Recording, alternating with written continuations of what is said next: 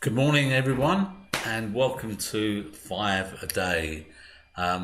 Here we are again. The Prime Minister has announced slight easing of the lockdown, which we're still trying to work out what that means.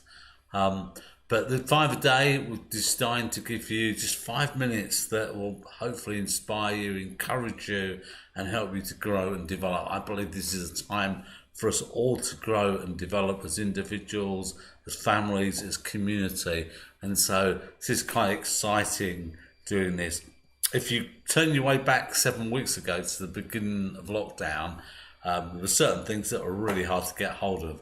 Toilet rolls, of course, were the thing that everybody mentioned, but it soon became very hard to get a lot of fresh products, particularly bread and actually even flour. I came back the other day with some flour, not this one, but some flour for bread making.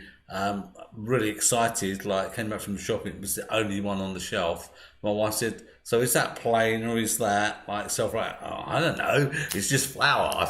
I have one left, and I got it for you. You know, bread. It's kind of just so vital to us, and trying to get bread is difficult. It's a local shop to us, in fact, a local place that make their own bread and supply a lot of the shops around.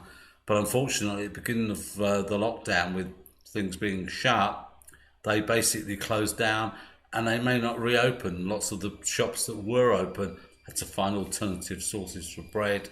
And it's a shame because they're very local and they made really good bread. And I particularly like their croissants, but I'm not supposed to have those, or too many of those anyway. But bread is just a vital part of our diet. It's probably one of the earliest man-made foods that we know of, and people can trace the use of it back to really ancient and very early times. It's definitely a staple in our diet. And it's the analogy of bread is used by Jesus in the New Testament. He used a lot of stories.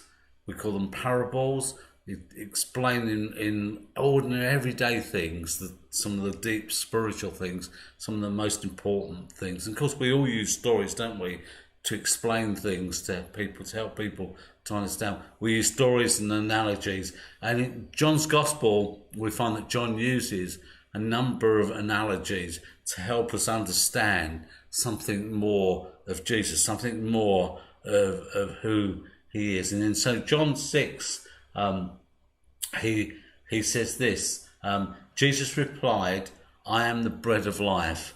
Whoever comes to me will never be hungry again. Whoever believes in me will never be thirsty."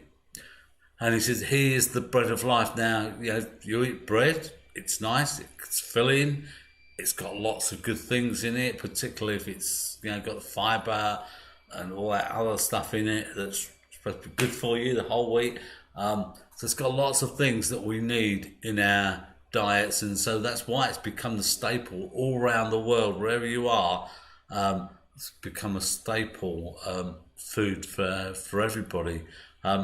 But you eat bread and you get hungry again. Maybe not the same day, but next day you kind of need to eat again, and you'll need to eat again. And so bread is satisfying. It's good for us.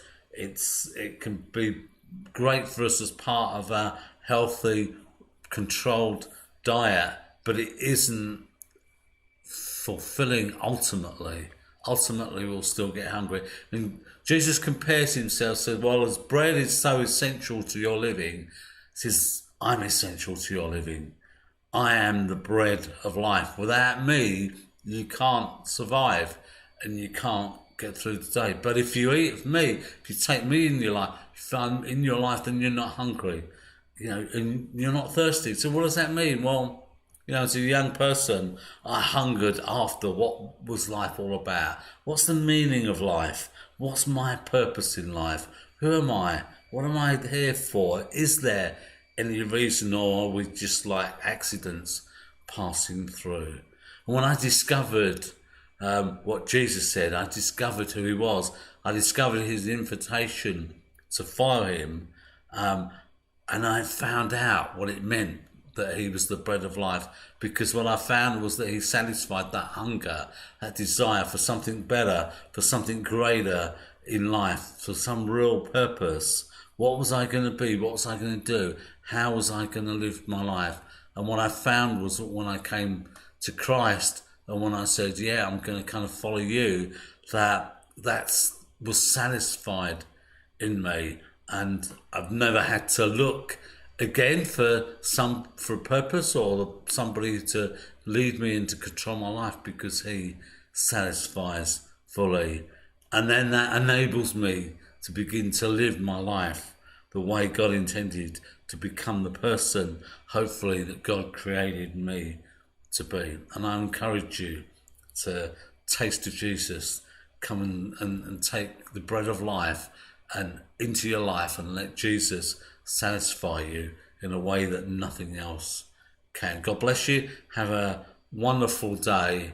And don't forget, if you want to share anything with us, any good stories or any prayer requests, then please do that through the website or other means of contact. You know what they are.